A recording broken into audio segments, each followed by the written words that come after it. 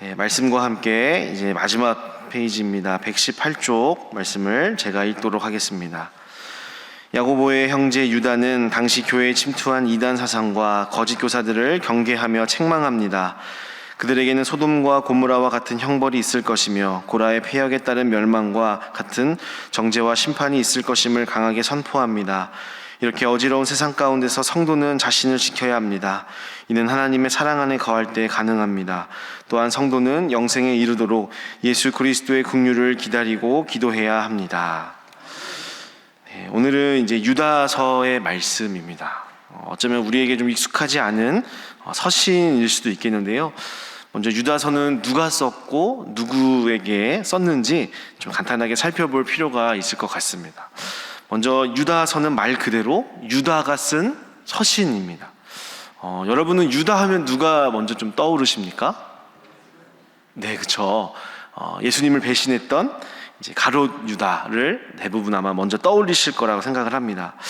그러나 이 책은 그 유다가 쓴 서신이 아닙니다. 성경에 유다라는 이름을 가진 사람이 한 4명 정도 이렇게 등장을 하는데요. 이 유다서를 쓴 유다는 누구인가? 1절 말씀을 보시면 예수 그리스도의 종이요 야고보의 형제인 유다는 이렇게 소개를 하고 있습니다. 여기서 야고보의 형제 이렇게 자신을 소개하고 있는데 결론부터 말씀을 드리면 여기서 소개되는 야고보 또 유다 모두 예수님의 친형제들입니다. 마태복음 13장 55절 말씀에 기록되어 있기를 이는 그 목수의 아들이 아니냐 그 어머니는 마리아 그 형제들은 야고보, 요셉, 시몬, 유다라 하지 않느냐 이렇게 기록이 되어 있는 것처럼 여기서 야고보와 유다 모두 예수님의 친동생들이었습니다. 사실 이 형제들은 예수님이 공생의 기간을 보내실 때 믿지도 않고 따르지도 않았습니다. 근데 부활하신 예수님을 본 후에 이제 진정으로 믿음을 갖게 되었고 제자가 되었습니다. 그래서 오늘 우리가 읽은 1절에서 말씀처럼 예수 그리스도의 동생이라고 표현하지 않고요. 예수 그리스도의 종이라고 썼고 야고보의 형제 이렇게 자신을 표현을 하고 있습니다. 그러면 이 유다가 누구에게 이 서신을 썼는가? 1절 말씀을 계속해서 살펴보시면 예수 그리스도의 종이요 야고보의 형제인 유다는 부르심을 받은 자 곧 하나님 아버지 안에서 사랑을 얻고 예수 그리스도를 위하여 지키심을 받은 자들에게 편지하노라 이렇게 기록을 합니다. 즉 이미 신앙을 갖고 있는 자들에게 편지를 한 것인데 정확히 어느 지역의 누구인지는 분명치가 않습니다. 근데 우리가 계속 이제 읽어보시겠지만 유다가 이 서신에 인용하는 글들이 있는데요. 이 글들이 구약 성경에서 많은 것들을 인용을 하고 있습니다. 그 말인즉슨 구약을 잘 알고 있었던 사람들을 향해서 편지를 했구나 이것을 추정할 수 있기 때문에 예수님을 믿게 된 유대인 공동체를 향해서 썼을 것이다 이렇게 이제 생각을 하고 있습니다. 그럼 그 공동체를 향해서 어떤 목적을 가지고 이 글을 썼을까? 3절 말씀을 보시면 사랑하는 자들아 우리가 일반으로 받은 구원에 관하여 내가 너희에게 편지하려는 생각이 간절하던 차에 성도에게 단번에 주신 믿음의 도를 위하여 힘써 싸우라는 편지로 너희를 권하여야 할 필요를 느꼈노니 라고 말씀을 하고 있습니다. 여기에 보면 성도에게 단번에 주신 믿음의 도를 위하여 힘써 싸우라는 편지를 써야 할 필요를 느꼈다 이렇게 말씀을 합니다. 이제 뒤에 가서 등장을 하지만 당시 공동체의 이단적인 가르침과 또 그러한 생활 방식으로 공동체의 신앙과 믿음을 어지럽히는 사람들이 있었던 것으로 보여집니다. 그래서 이들에게 현혹되지 말고 제대로 된 진리를 붙잡고 믿음의 싸움을 싸울 수 있게 하기 위해서 썼다라고 말씀하고 있는 겁니다. 그럼 그들이 어떤 잘못된 가르침과 생활 방식을 이야기를 했을까? 4절 말씀을 우리 다 같이 함께 읽어보겠습니다. 4절 말씀입니다. 시작. 이는 가만히 들어온 사람 몇이 있음이라.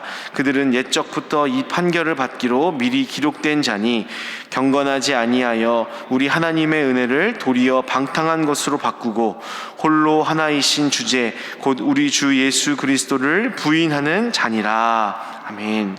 이렇게 기록합니다. 이 공동체에 가만히 들어온 자들이 있었는데 어떤 잘못된 가르침과 또 생활 방식을 가르쳤냐면 중간의 말씀처럼 경건하지 아니하여 우리 하나님의 은혜를 도리어 방탕한 것으로 바꾸었다라는 겁니다.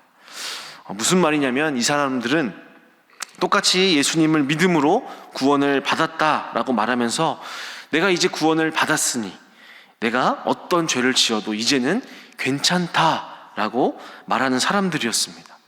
이제 구원은 내가 따놓은 당상이니까 이후로는 내 마음대로 나 하고 싶은 대로 살아도 전혀 문제가 없다라고 말하면서 정말 그렇게 방탕하게 사는 것으로 오히려 그것을 자랑하고 으스대고 오히려 죄를 지을까 봐 염려하고 두렵고 떨림으로 자기 자신을 살피는 기존의 신자들을 오히려 비웃는 그런 무리들이었다는 겁니다.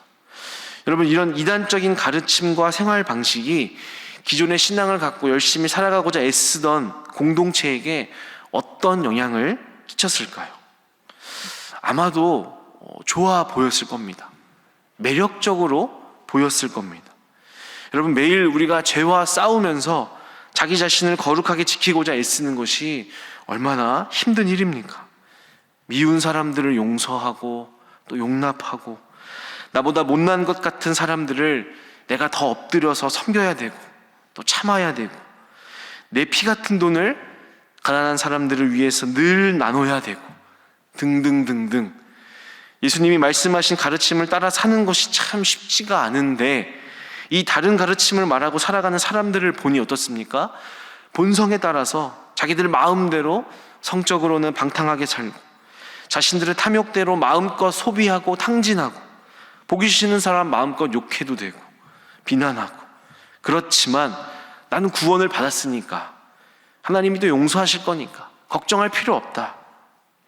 여러분, 이것에 대해서 유다가 뭐라고 지적하고 있습니까? 이러한 삶은 오늘 방금 읽은 4절의 말씀처럼 우리 하나님의 은혜를 도리어 방탕한 것으로 바꾸고 홀로 하나이신 주제 곧 우리 주 예수 그리스도를 부인하는 자니라, 이렇게 말씀하고 있습니다. 한마디로 이러한 삶은 하나님의 은혜를 값싼 은혜로 바꾸어 버린 삶이다라는 것입니다.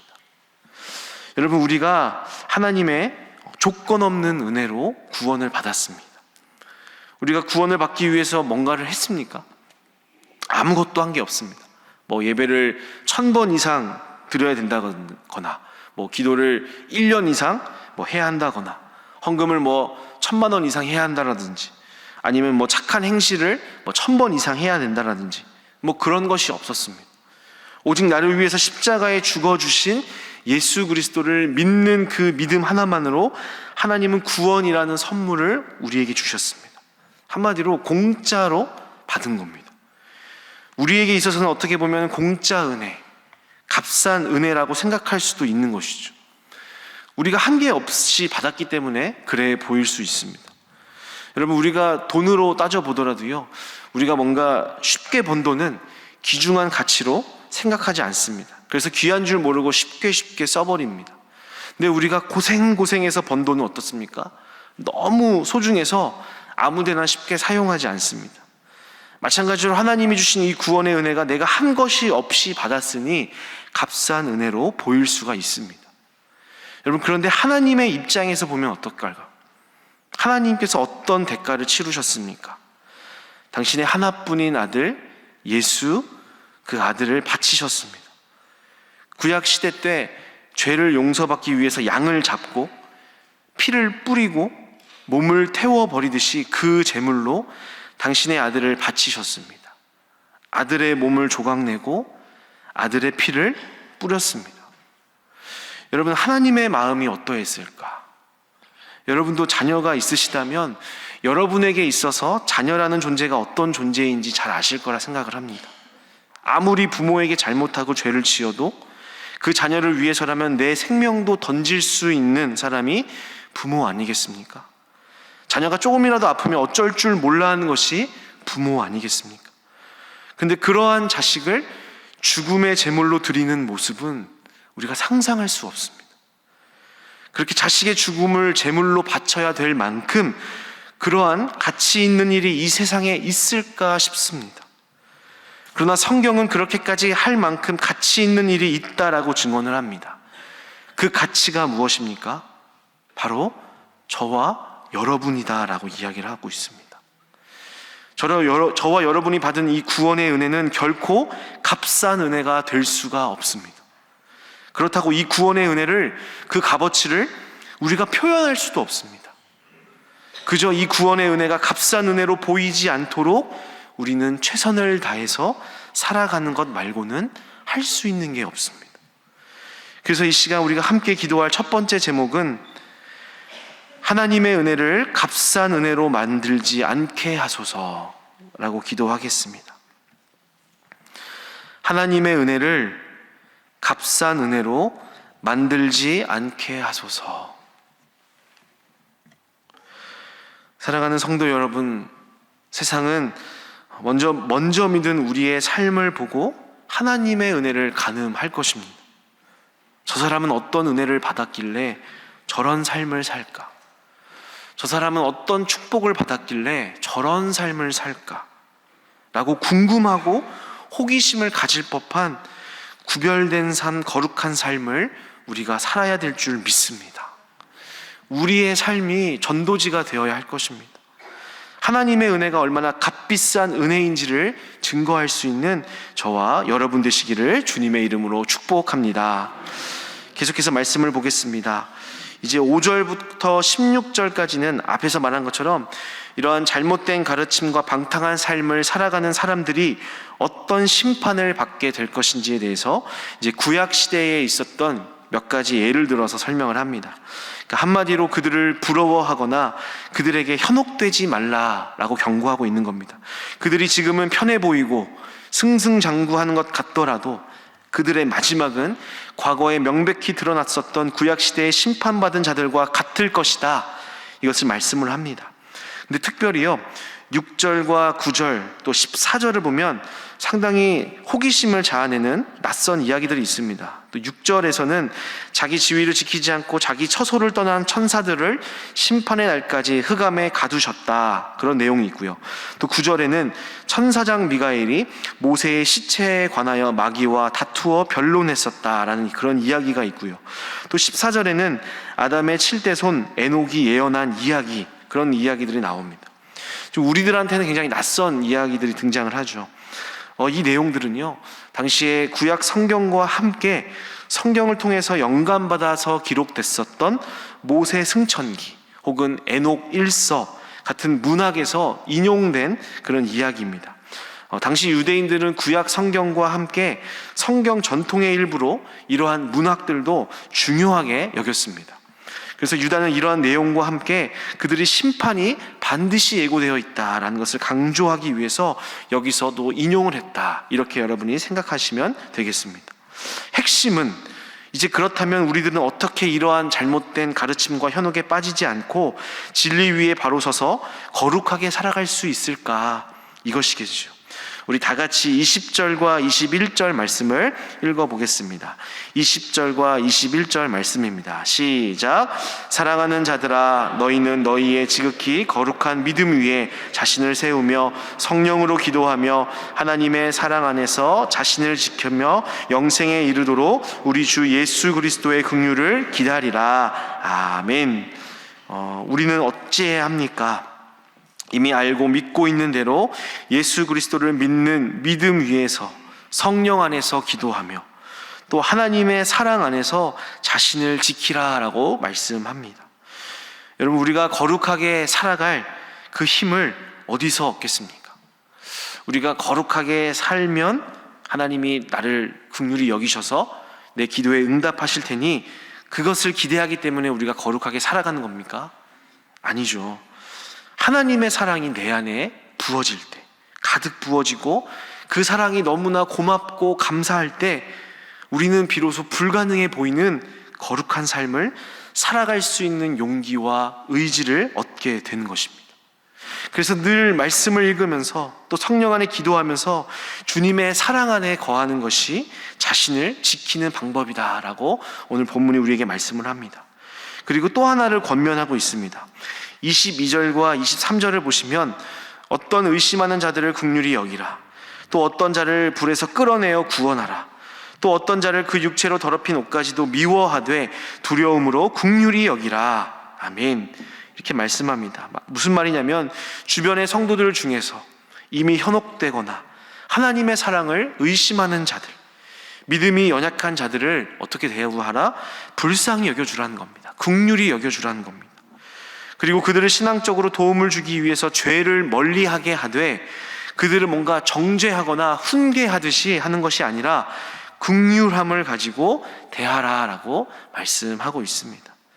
오늘 이 말씀을 따라서 이 시간 마지막으로 기도할 제목은 하나님의 사랑 안에 나를 지키고 긍휼로 섬기게 하소서라고 기도하겠습니다. 하나님의 사랑 안에 나를 지키고 긍휼로 섬기게 하소서라고 기도하겠습니다. 여러분, 언제나 건강한 신앙은요, 나 혼자만 은혜 받고 나 혼자만 주의 사랑 안에 거하는 데 있지가 않습니다. 반드시 내가 하나님의 사랑 안에 거하며 우리 주변의 이웃들과 지체들을 향한 긍휼과 사랑의 실천이 따를 때에 우리의 신앙이 건강하다라고 할 수가 있는 겁니다. 이렇게 살고자 애쓰는 사람들에게 다음과 같은 축복이 약속되어 있습니다. 우리 24절과 25절을 함께 읽고 마치도록 하겠습니다. 24절과 25절입니다. 시작. 능히 너희를 보호하사 거침이 없게 하시고 너희로 그 영광 앞에 흠이 없이 기쁨으로 서게 하실리 곧 우리 구주 홀로 하나이신 하나님께 우리 주 예수 그리스도로 말미암아 영광과 위엄과 권력과 권세가 영원 전부터 이제와 영원토록 있을지어다. 아멘. 하나님의 사랑 안에 거하고 또 이웃과 지체들을 긍휼의 마음으로 보살피고 섬기는 여러분을 우리 예수님께서 보호하시고 거침이 없게 하시며 그날의 주님 앞에 흠없이 기쁨으로 서게 하실 줄 믿습니다. 우리 이 시간 주신 말씀을 기억하면서 함께 기도하겠습니다. 첫 번째로 하나님의 은혜를 값싼 은혜로 만들지 않게 하소서라고 기도하시고, 또 두 번째로 하나님의 사랑 안에 나를 지키고 긍휼로 섬기게 하소서라고 기도하시고, 또 우리 중보가 필요한 지체들을 위해서 기도해 주시고, 또 내일 있을 주일 예배와 또 말씀 전하시는 위임 목사님에게 영육 강건함을 위해서 시간 간절한 마음으로 다 같이 기도하시겠습니다. 주여 믿습니다. 주여 믿습니다. 주여 믿습니다.